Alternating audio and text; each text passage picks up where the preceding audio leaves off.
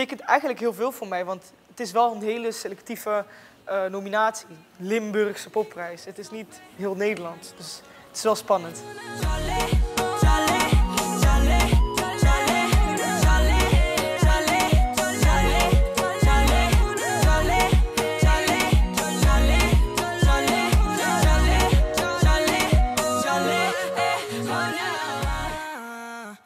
Numidia deed op haar 14e mee aan The Voice Kids. Maakte toen eerst netjes nog even haar school af en kwam daarna keihard terug in de hitlijsten.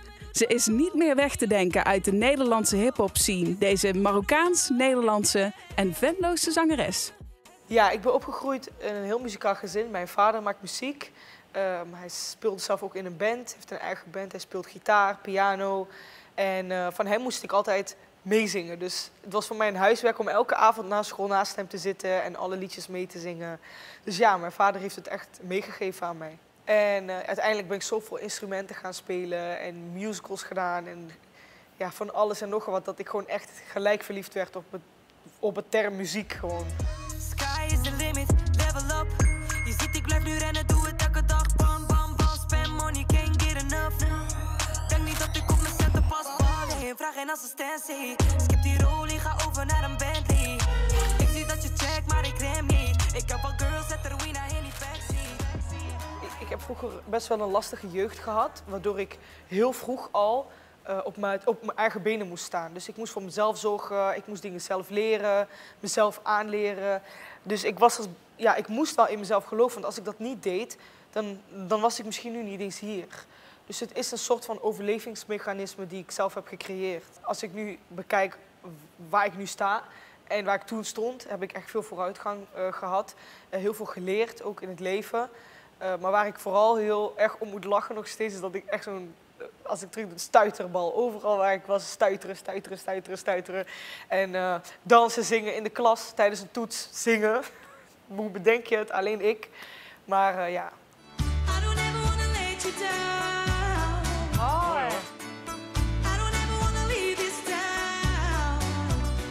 Ja, toch? Yes. Ja! Kijk eens even aan. Talk to the hand.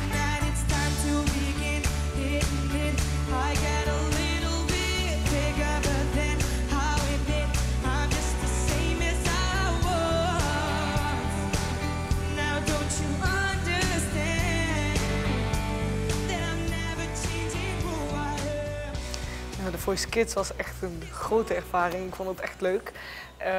The Voice heeft mij natuurlijk ook extra meer zelfvertrouwen gegeven, omdat ik natuurlijk tot de finale ben gekomen.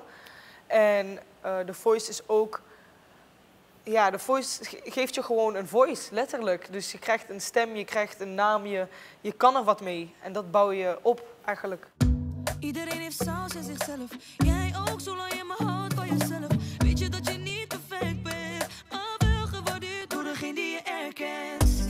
Doe wat je wel goed kan. Trek nu zelf je plan. Leef je eigen lijf, laat ze praten. Oh. Zoveel mensen zijn zo basic, zoveel mensen zijn normaal. En ook al weet ik dat het safe is, ik heb liever iets speciaals. Beetje gek, doe dat vergeef ik. Dat is de prijs die ik betaal. Jij kan gek doen, ja dat weet ik. Dus pas jij in mijn verhaal. Jij hebt die saus, saus, saus. Jij hebt die saus, jij hebt die saus, saus, saus. Jij hebt die saus, saus, saus. Jij hebt die saus, jij hebt die saus, saus, saus.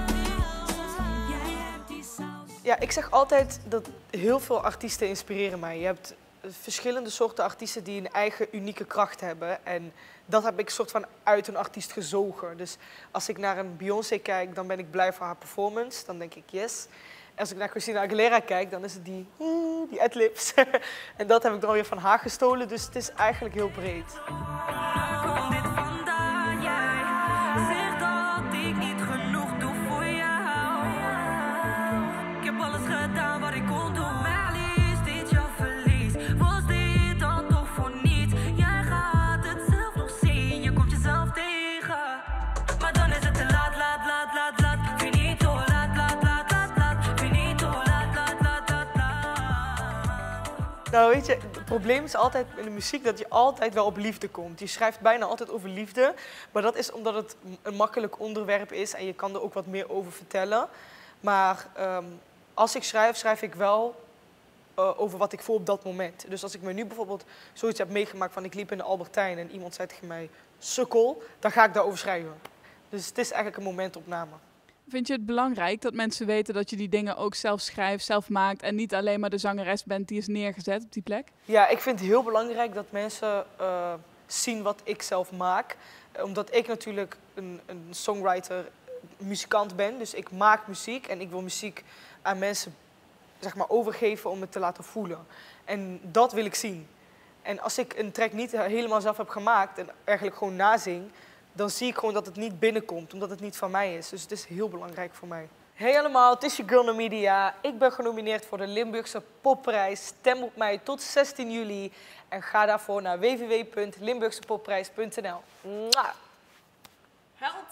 Yeah, I did it! Ja, ik zag het staan en ik dacht, jee, wat leuk. Omdat natuurlijk, ik kom zelf uit Limburg, dus het is altijd leuk om je hoed, zeg maar je achterban achter je te hebben staan, letterlijk. En dat betekent eigenlijk heel veel voor mij, want het is wel een hele selectieve nominatie. Limburgse Popprijs. Het is niet heel Nederland, dus het is wel spannend. De vastelovend disco dance. Voor alle vastelovend. Hey, hey, hey. La la la la. Ja, ik ken die hele tekst niet zo goed, maar nou ja, uiteindelijk overal waar ik kom, maar kom ik in Almere en Utrecht, dan lachen ze me toch uit om mijn accent. Dus ik blijf voor altijd een Limburger en ze zien me ook altijd als een Limburger. Dus ik voel me denk ik wel overal wel een Limburger. Tout est bon, tout est bon. Tout est bon, tout est bon. Ik kijk niet naar jou om, in mijn zak heb ik een bon. Tout est bon, tout est bon. Tout est bon.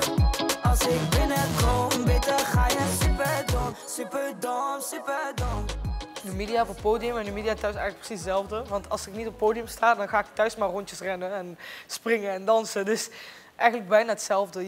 Er spat gewoon een vonk uit enthousiasme uit mij als ik op stage sta. En dat gebeurt thuis ook. Ik kan wel stilzitten. Alleen als ik echt alleen thuis ben en gewoon op de bank lig samen met mijn kat. Dan denk ik van oké, nu ben ik relaxed.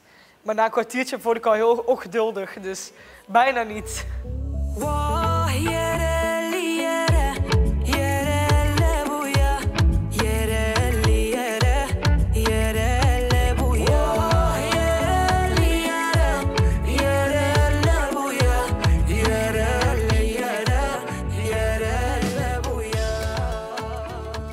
Ik wil dat mensen, zeg maar, ze moeten aanvoelen wat ik zing. Dus letterlijk, als ik een zielig liedje zing, wil ik dat ik hun raak. Emotioneel. Als ik een blij liedje zing, dan wil ik dat hun gaan dansen, dat ze gaan feesten. Dus elke mood die ik breng in mijn muziek moet gevoeld worden en gezien. Dus dat vind ik belangrijk. Het belangrijkste vind ik dat ik wat met mensen kan doen als persoon, maar ook als artiest en zangeres. Wat zou jouw advies zijn voor iemand die wil beginnen met zingen? Mijn advies is altijd, kijk, het heeft niets wat te maken met muziek, maar het begint wel echt bij jezelf. Dus je moet echt in jezelf geloven en je moet de liefde voelen in muziek om dit zeg maar te kunnen doen. Zo'n grote carrière opbouwen, eigenlijk hangt je leven er vanaf. Dus het is belangrijk dat je een grote liefde hebt voor muziek en in jezelf gelooft en sowieso risico's neemt. Spring in het diepe en doe wat je wilt en dan lukt het. Want als je dat niet doet, dan ga je falen.